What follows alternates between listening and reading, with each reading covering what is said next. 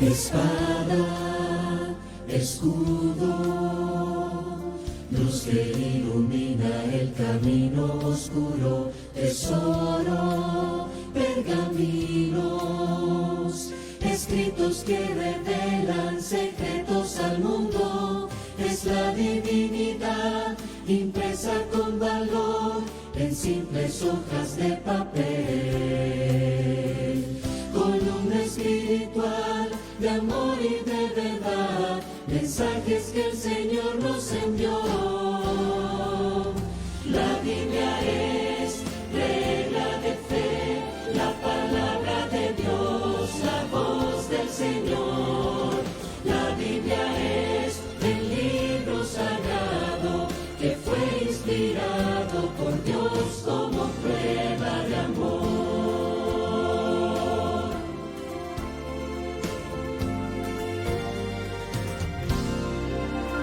Tesoro, pergaminos, escritos que revelan secretos al mundo.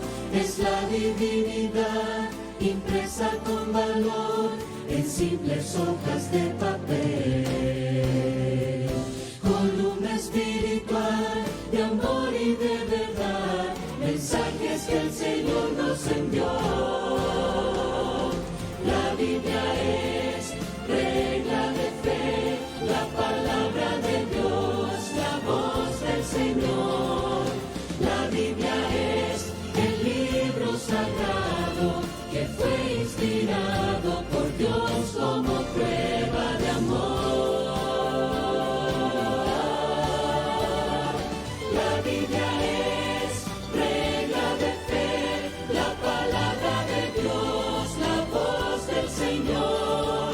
La Biblia es el libro sagrado que fue inspirado por Dios como prueba de amor.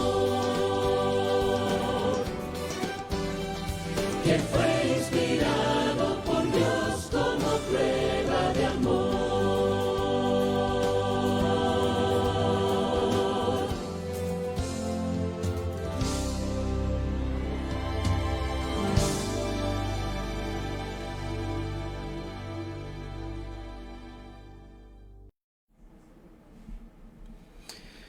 Muy buenas noches, apreciados amigos y hermanos, ¿cómo están? Me da gusto de saludarles nuevamente, les habla el pastor Daniel Aro y estoy aquí para poder compartir contigo un mensaje precioso de la palabra del Señor que en esta noche sin duda estaremos compartiendo con ustedes para la honra y gloria del Señor. Y el título del mensaje en esta noche es ¿Conozco a Dios? ¿Realmente lo conozco? Es la pregunta que probablemente tú te estarás haciendo o te habrás hecho en algún momento. Es vital el tener la seguridad de que nosotros conocemos al Dios verdadero. A lo largo de la historia hemos visto a hombres y mujeres que han pensado de forma distinta con relación a Dios. Algunos han tenido una imagen distorsionada de Dios y esa imagen ha sido tergiversada por las experiencias que ellos han vivido, por las relaciones que tuvieron quizás con sus padres, una imagen que fue desvirtuada del propósito original. Por eso en esta noche, mientras vamos a la palabra de Dios, vamos a estar reflexionando en esta pregunta. ¿Conozco a Dios? Y si no lo conozco como realmente nos dice la palabra de Dios, entonces vamos a empezar a descubrir lo que Dios quiere para cada uno de nosotros. Así es que quiero invitarte a que te unas conmigo en una corta de oración para iniciar el estudio de la palabra del Señor. Oremos. Padre amado que estás en el cielo, Señor, te damos gracias por la oportunidad que me das de salir a través de esta plataforma para compartir con nuestros amigos, nuestros hermanos, este mensaje de la palabra del Señor. Estoy seguro, Señor, que tú tienes para nosotros grandes bendiciones para nuestra vida. Por eso reclamamos esas bendiciones en el nombre de tu Hijo amado Jesús. Amén.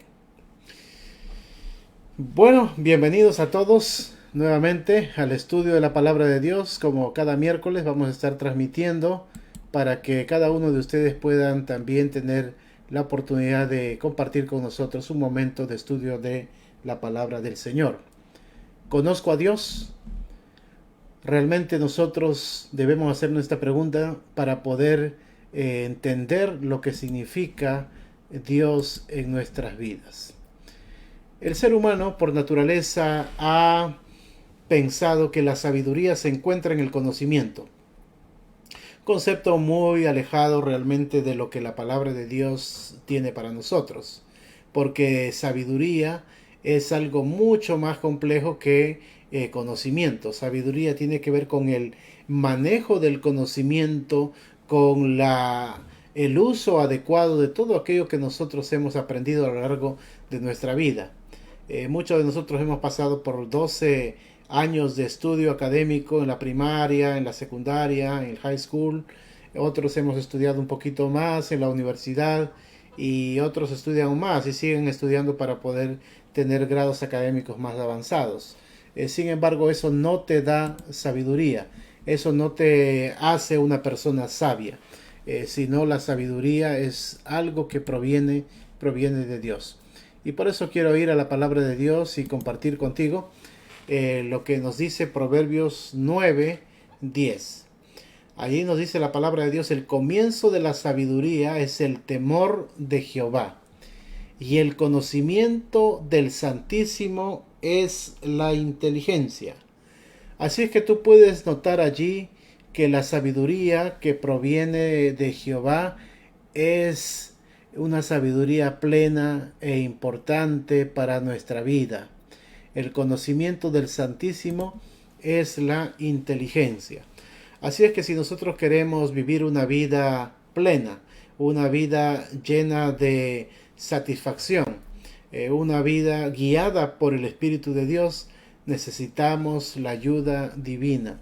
Y en ese sentido necesitamos buscarlo a través de la palabra del Señor. Cuando nosotros nos referimos a lo que es inteligencia, el ser humano piensa que es inteligente porque conoce más o porque puede tomar ventajas de ciertas situaciones. Un concepto también muy alejado de la realidad. Sin embargo, la sabiduría que encontramos en el libro de Proverbios y de Salmos dice que el apartarnos del mal es la inteligencia, y la inteligencia nos los da el Señor. Dios nos da la sabiduría, Dios nos da la inteligencia en nuestra vida. Por eso cuando nosotros vemos en la palabra de Dios la vida del rey Salomón, el rey Salomón pidió a Dios sabiduría.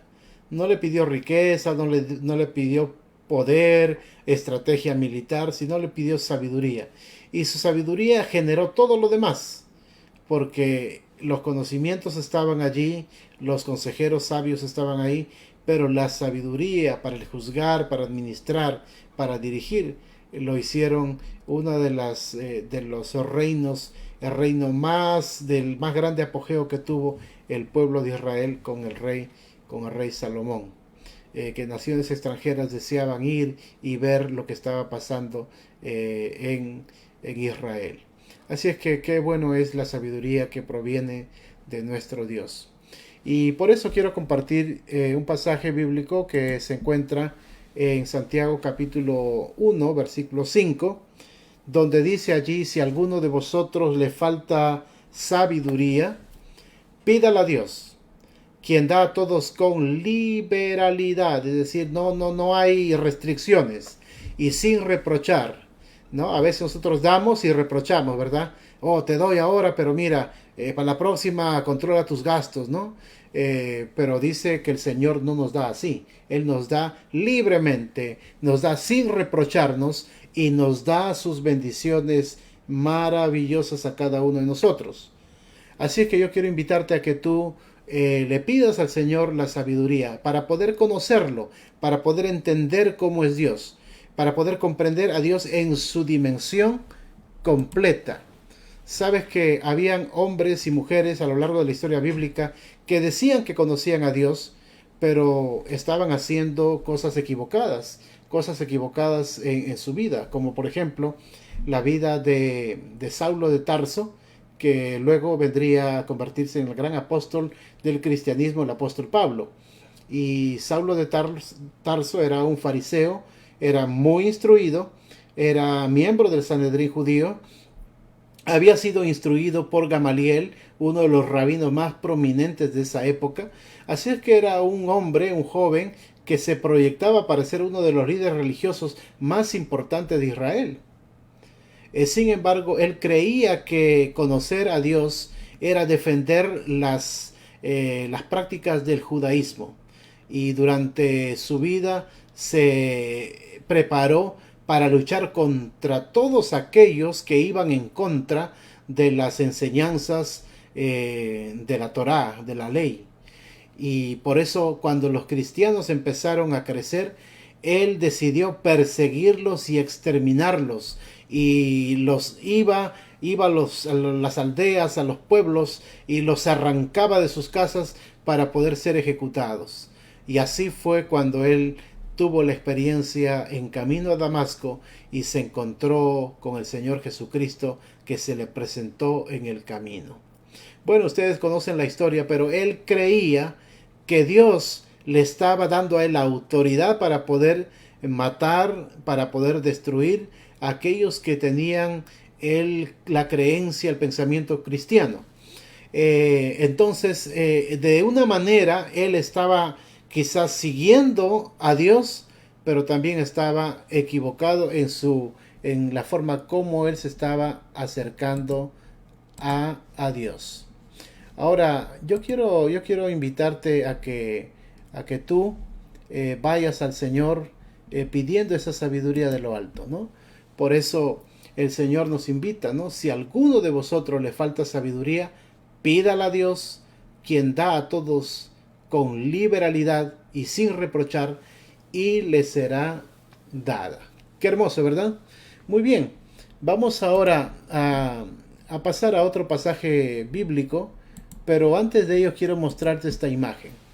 Qué bonito es ver la imagen de dos ancianitos que llegan a la postrimería de su vida juntos, viviendo una relación especial, queriéndose, amándose, soportándose, habiendo experimentado cosas buenas y cosas malas. Muchos de nosotros quisiéramos llegar a una etapa así. Sin embargo, los años de vida que ellos han tenido han sido etapas en las cuales ellos han tenido que empezar a conocerse, a desarrollar esa comunión, esa amistad. Saben que hoy en día la crisis del hogar moderno es que hay muy poca comunicación, y la comunicación muchas veces llega solamente a un plano informativo. Muchas veces las personas llegan a la casa y dicen: ¿y cómo te fue? ¿Cómo están los niños? ¿Está bien todo aquí en la casa? ¿Falta algo que necesitamos comprar? A veces en esas situaciones de la vida de comunicación solamente llegan a un plano informativo, pero no a un plano experimental, de relación, de preocuparse por los sentimientos de la otra persona. Así es que nosotros en la vida tenemos que empezar a desarrollar conexiones, relaciones, especialmente con tu pareja. Porque cuando pasan los años, cuando los hijos se van y cuando te quedas solo con tu esposa, pueden verse como dos completos desconocidos, porque no han desarrollado una amistad, no han desarrollado un compañerismo. Y qué bueno es que nosotros podamos desarrollar un lindo compañerismo con Dios, con el Señor Jesús, con nuestros seres amados. Me da mucha alegría saludar aquí a mis amigos que ya están dándose cita. Tenemos a Jefferson Cortés, a Laura, a Shireen, qué alegría verla, Shireen, a Judy Bravo también, y seguramente hay otras personas más que están conectados. Quiero decirles que Dios es maravilloso, porque en su palabra Él quiere que nosotros entremos en una relación especial, en una relación de comunión, es decir, de estar en contacto constante. Y por eso cuando nosotros vamos a la palabra de Dios, vamos a ver un pasaje muy conocido, muy fácil de aprender, que nuestros niños a veces también lo repiten. Dicen Dios es amor, ¿no? Pero el versículo completo dice, el que no ama no ha conocido a Dios, porque Dios es amor. Y en este pasaje bíblico te encontramos tres ideas. En primer lugar, Dios es amor, es decir, la esencia de Dios es el amor. Y el amor se basa en dar, sin esperar recibir. El amor es algo que se expresa no solamente con palabras o con sentimientos o con regalos, sino a través de una vida toda, a través de la expresión de nuestro ser hacia la otra persona. Pero debemos entender que el amor es un principio que se origina en Dios. En otras palabras, es el carácter de Dios. Por eso todo lo que proviene de Dios está basado en el amor. Sus enseñanzas, sus estatutos, sus ordenanzas, sus instrucciones, todo está relacionado con el amor de Dios. Por amor el Señor nos dio los mandamientos para prever que nosotros nos lastimemos o causemos problemas a los demás o tengamos quizás situaciones de conflictos con otras personas. Por eso, cuando nosotros estudiamos las Escrituras encontramos tantas enseñanzas, tanta sabiduría para que podamos vivir una vida adecuada juntamente con nuestro Padre Celestial. Ahora, cuando nosotros hablamos de Dios, muchos ateos han logrado decir, si tú me demuestras a Dios, si tú me das pruebas de que Dios existe, entonces yo voy a creer. Pero saben, cuando hay una crisis tan grande, cuando hay una situación catastrófica, aún el peor ateo levanta sus ojos al cielo y dice, no sé si tú existes, pero si existes, haz un milagro en esta ocasión, o te encomiendo mi vida. El ser humano en su corazón tiene por naturaleza esa búsqueda de conexión con el Señor. Y por eso Juan capítulo 1 versículo 18, ahora tenemos aquí en la pantalla, nos dice lo siguiente: a Dios nadie le vio jamás, nadie le vio jamás. El unigénito del Hijo, el unigénito Hijo que está en el seno del Padre, Él lo declaró. Juan está hablando aquí de Jesús. Y qué hermoso es que Juan habla de Jesús. Y de esto podemos sacar tres ideas. En primer lugar, que nosotros no podemos ver a Dios. Está vetado a nuestros sentidos. No lo podemos ver con nuestros ojos, pero sí lo podemos experimentar. ¿Por qué? Porque Jesús lo revela a través de los evangelios, a través de su palabra. El Señor Jesús revela al Padre. Por eso el Señor Jesús dijo, el que me ha visto al Padre. El Señor Jesús dijo, yo soy el camino, la verdad y la vida. Nadie viene al Padre si no es por mí. Yo soy el que revelo. El libro de Apocalipsis es un libro que empieza diciendo la revelación de Jesucristo que Dios le dio. Es decir, la Biblia revela a Jesucristo. Jesucristo revela al Padre. La revelación de Jesucristo, esa vida perfecta de amor y de sacrificio y de abnegación por cada uno de nosotros, es un ejemplo del amor que el Padre tiene por nosotros. Es un ejemplo de ese amor maravilloso que encontramos en las Escrituras. Por eso que nosotros tenemos una revelación. Para conocer a Dios necesitamos la revelación. En este caso tenemos la Biblia, la revelación escrita.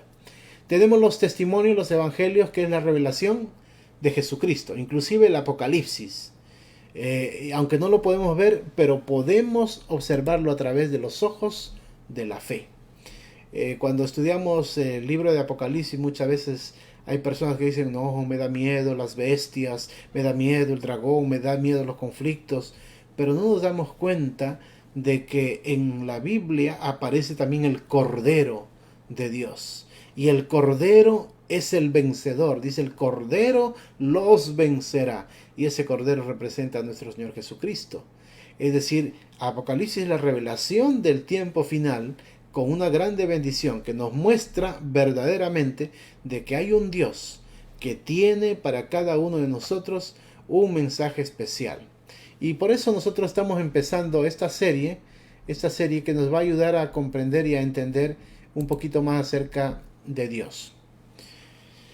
Uno de sus discípulos, Santiago, y los otros discípulos también, como Pedro, Juan, descubrieron en Jesús muchas cosas buenas.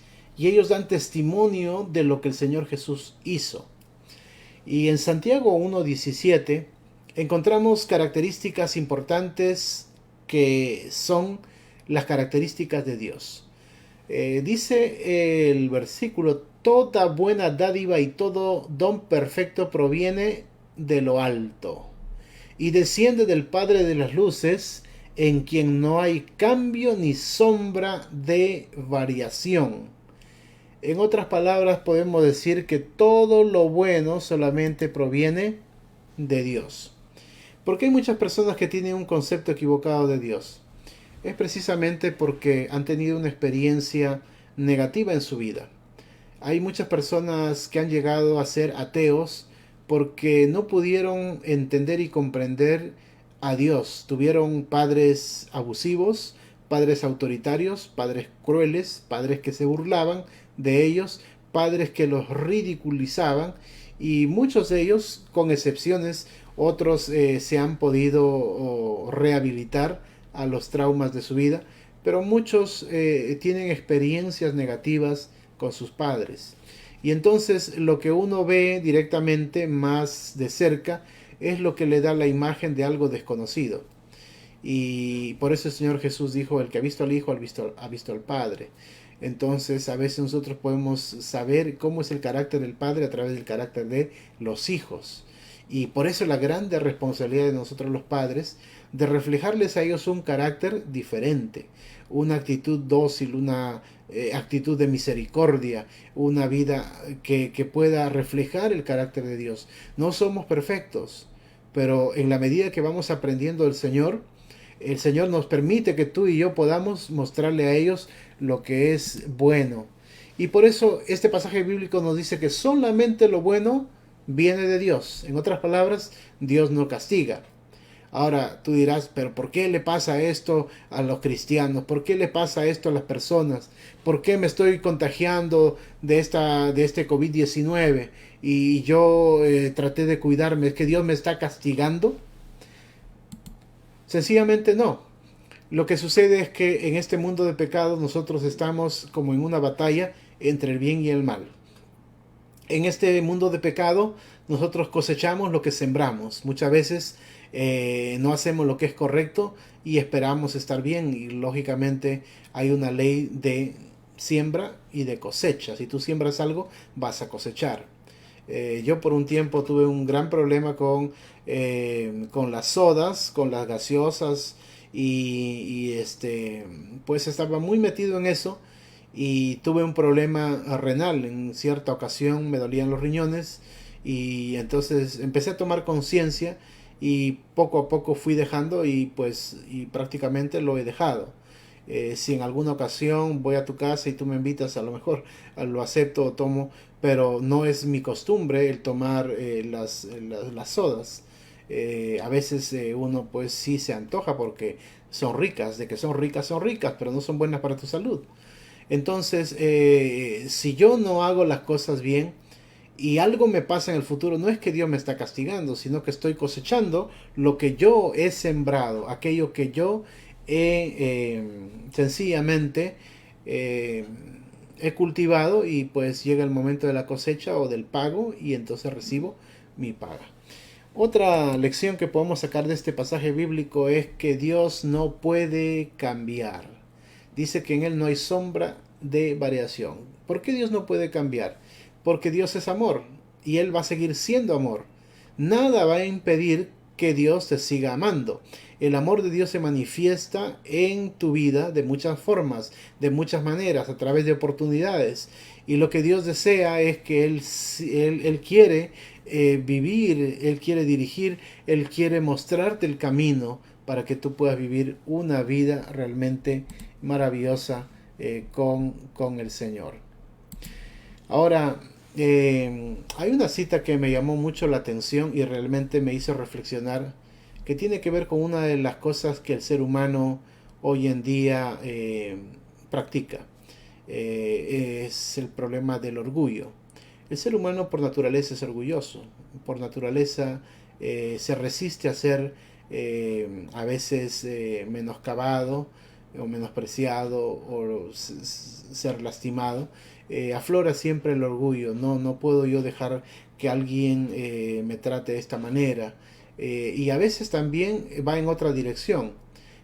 Puedo mostrar a través de mi vida una capacidad de ser más capaz, ser más inteligente, tener mayores cualidades y capacidades para lograr ciertas cosas en mi carrera profesional.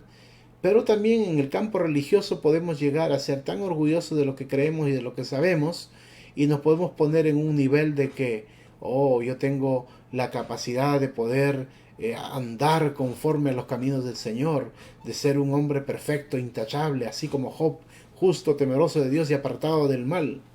Sin embargo, nos damos cuenta que nosotros los seres humanos, todos los seres humanos, tenemos debilidades, tenemos luchas, tenemos fracturas emocionales, tenemos necesidades por las cuales tenemos que buscar al Señor. Y a veces podemos caer en el pecado del orgullo. A veces el orgullo nos puede llevar a alejarnos de la realidad y no dejar que Dios trabaje y obre en nuestras vidas. Y esta cita dice lo siguiente. Voy a poner en la pantalla porque tú lo puedes ver también. Dice: el pecado más incurable es el orgullo y la presunción. Cuando estos defectos impiden todo crecimiento, cuando el hombre tiene defectos de carácter y no lo sabe, cuando está tan lleno de suficiencia que no puede ver sus faltas, ¿cómo puede ser purificado? Los que están sanos no tienen necesidad de médico, sino los enfermos. Mateo 9:12. ¿Cómo puede uno realizar progresos si se cree perfecto? ¿Te das cuenta? El ser humano que se cree perfecto, pues no necesita de Dios, no necesita mejorar, no necesita hacer cambios en su vida. El gran problema que nosotros, los seres humanos, podemos tener es sencillamente caer en ese pecado del orgullo. Pero nosotros debemos sentir la necesidad que cada día tenemos de tener a Dios en nuestras vidas. Debemos buscarlo a Él siempre en oración, en estudio de la palabra de Dios, en meditación, en reflexión, porque lo que el Señor desea es ayudarnos a nosotros en todo aspecto de nuestras vidas. Y por esa razón el Señor nos ha llamado a nosotros a una vida diferente. Nos ha llamado el Señor a una vida de libertad. ¿A quién no le gusta la libertad? A todos, ¿verdad? Yo no sé si tú en algún momento has perdido tu libertad. Yo cuando era adolescente con mi compañero pasamos por una experiencia muy traumática porque estábamos en la escuela secundaria. Y un día entramos a una tienda y mi compañero y yo cometimos el error más grande que habíamos cometido en toda nuestra vida. Ustedes saben que los adolescentes muchas veces hacen cosas simplemente para mostrar su capacidad de hacerlo. Y entonces mi compañero y yo de escuela habíamos sustraído una corbata y entonces en el momento de la salida nos descubrieron y nos encerraron en un cuarto. Y ahí nos tuvieron por un largo periodo de tiempo. Iban a llamar a la policía y entonces eso se complicó. Y realmente esta situación nos hizo reflexionar tremendamente, por lo menos a mí, en el asunto de perder la libertad. Yo nunca he estado en la cárcel hasta ahora, gracias a Dios, pero pude percibir que la privación de la libertad realmente es una situación terrible. El ser humano se encuentra sin libertad cuando no tiene los parámetros de vivir una vida libre, pero con las instrucciones que Dios nos da. La verdadera libertad se encuentra en seguir o en dejarnos guiar por el Señor. Y por eso Dios desea que tú aprendas a seguirlo, aprendas a amarlo, aprendas a conocer de Él, aprendas a experimentar en tu vida lo que es Dios, lo que es el Señor. Y por eso este pasaje bíblico de Deuteronomio 30, 19, me llama mucho la atención y me gusta porque ahí Dios nos habla a través de este escrito y nos dice: llamo hoy por testigos contra vosotros a los cielos y a la tierra, de que he puesto delante de vosotros la vida y la muerte, la bendición y la maldición. Escoge pues la vida para que vivas tú y tus descendientes. Qué lindo, ¿verdad? Lo que Dios quiere para nosotros, ¿qué cosa es? Es una vida plena, es una vida hermosa, es una vida en la cual podamos disfrutar con el Señor, nosotros y nuestros descendientes. El Señor nos ha puesto el camino del bien, el camino de la vida, y también está el camino de la muerte, porque en este mundo de pecado también nos puede tocar morir. Si en algún momento algún familiar pasa al descanso, es porque es parte de esta vida, de este mundo de pecado. Pero el Señor es victorioso y ha sido victorioso sobre la muerte. La tumba vacía está allí en Jerusalén, en el jardín de la tumba. Y cuando Cristo venga, dice la palabra de Dios que los muertos en Cristo resucitarán primero. Pero el Señor nos ha dado el camino correcto para caminar y nos muestra el camino que debemos seguir. Así es que Él nos invita en libertad para escoger el camino de la vida.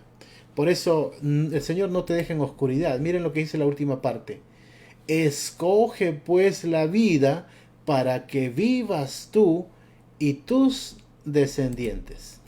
Así que, mis queridos amigos, que el Señor te bendiga, que el Señor te ayude, que el Señor bendiga grandemente todos los desafíos que tú tengas.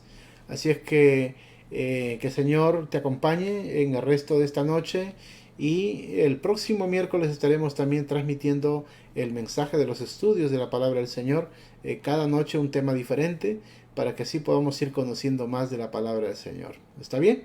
Que el Señor te bendiga. Un abrazo a la distancia, que tu familia y todos puedan ser dirigidos por el Señor y puedan ustedes recibir la bendición de nuestro Padre Celestial. Te voy a dejar con este mensaje musical y recuerda, Cristo viene pronto.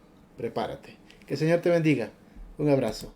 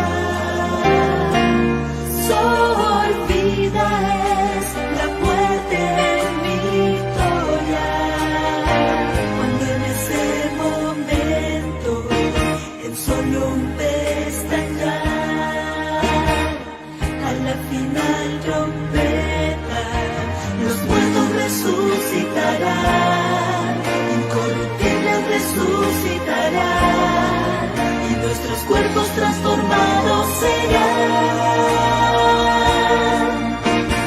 Vuelve, oh, vuelve, vuelve por tu pueblo, oh Señor. Como bien dice, vuelve, oh, vuelve. El Espíritu y la novia dicen ven. Por tanto no durmamos como los demás, sino velemos y seamos